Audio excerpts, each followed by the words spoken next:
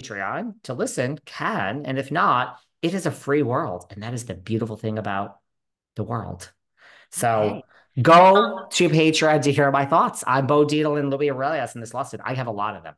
All Go right. on. I have one more. Bethenny Frankel apparently getting phone calls about James Kennedy, reality reckoning, and Bethenny says she had been tipped off, and the network is ignoring this. There was even discussion of it at the VPR reunion. It was edited out. It is not in the best interest of the network to show or discuss James Kennedy's alleged abuse towards women. Thoughts? Do you think Bethenny is going to save the day? Is Bethenny on this case? Well, she certainly says she is. She also is alleging that she has there's more to the interview with Miss Rachel Leviss, that this came up and she like toned it down and edited it out. I have a few issues here.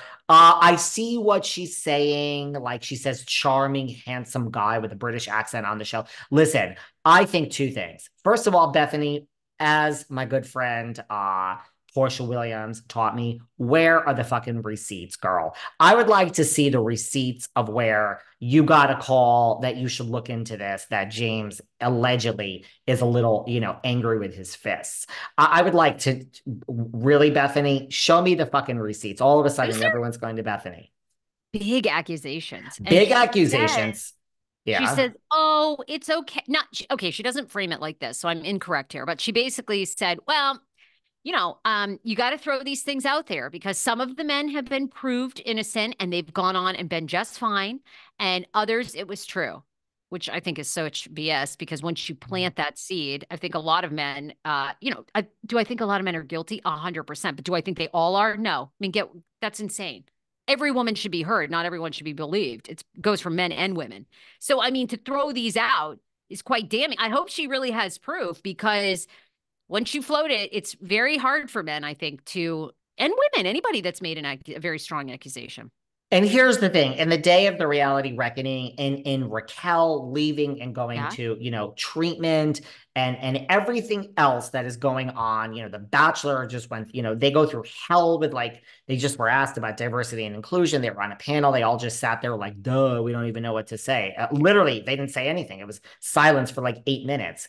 They Wait, all who? looked at, NBC execs or who? no, Bachelor execs. They were asked, they were on a panel. There were three of them, and they were asked, like, about diversity and inclusion. And literally, it's like if you and me and say, I don't know, Rachel, you could tell we're on a panel. And I was sitting there, like, saying to myself, Sarah or Rachel could speak up because I'm not answering this. And you were saying David could speak. The Oh, three of them I did. sat there. It was silent. They all punted. But I think Bravo in this day and age, if there were cameraman and people pouring the coffee and a janitor in the corner mopping the floor, and this was like an open set or a close, whatever it is, things get out. So I think if this were filmed at the Vanderpump reunion that just took place with Scandal, that James allegedly was doing all these things, you mean to tell me Bravo would just say, oh, we can't fire James because we have a hit show?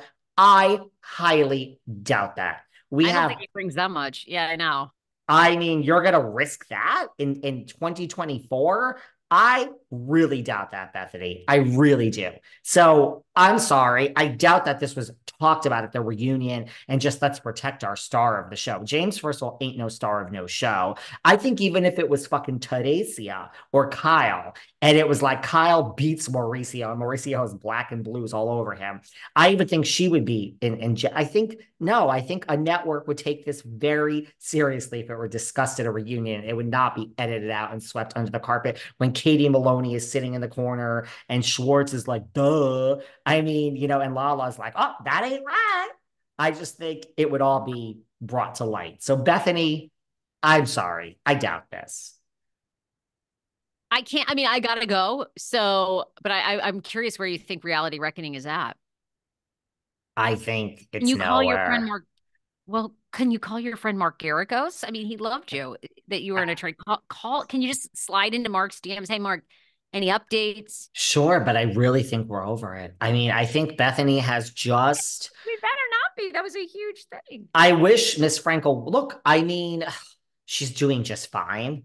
I mean, she has more money than all of us, but where is her podcast is not like it's I just think Bethenny just start something and then as it's very hard, as you know, to be several years in and still be a podcast that is producing. It's really hard. I just think Very, Bethany's very. over it. I think she's like, where's her podcast? It's still there. I know it's still there, but she had that big moment with Raquel and the big moment with Nene. Yeah, girl, you could have a lot of big moments. You're Bethenny Frankel. You got to keep working every day, girl. They ain't gonna come to you and knock on your door, honey. This isn't Housewives show up and film and then go to bed. I mean, where's her podcast there? I'm being really serious. Like her podcast is like who's it's not trending as much. I don't know. I don't know. Am I being a troll or am I just asking some questions?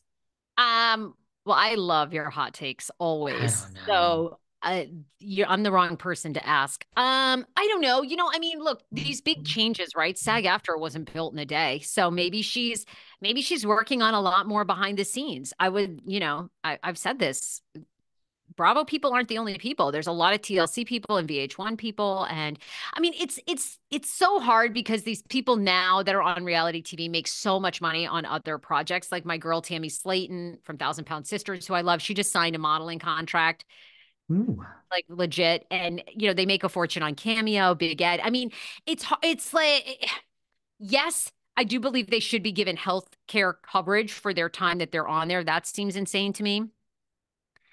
I don't know. And I just think that people are going to do anything. If you right now get a phone call from ABC, NBC, David, we want you.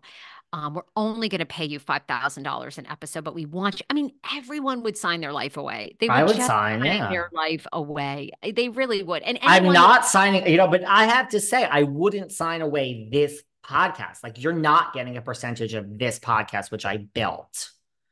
I'll sign mine's anything for else sale. away.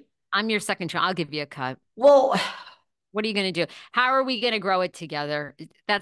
Yeah, I'm ready. NBC, call so me. what happens if you're on a show for like 9 months and Yeah. it's like Girlfriends in Paris Mm-hmm. canceled, and then the podcast blows off because you have on Taylor Swift and you're a podcast and the contract says, I think, we get it like a year later.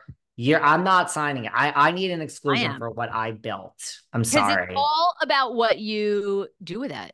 You It's can all have about anything else except behind the veil. Maybe you can have 5% for like 2 years. call me NBC. 50-50 split. I am willing to give you a 50, and that is in She's for perpetuity. sale. She's for And sale. absolutely, you promote me, you put me on, you got me Taylor Swift.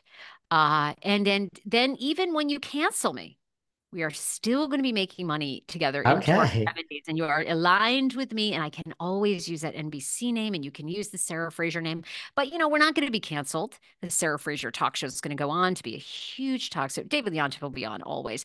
NBC Yes. owns 50%. And darling, every year they're making 30 million. I'm making 20. And is that a bad life? No, no. No, I mean, I'll take that deal.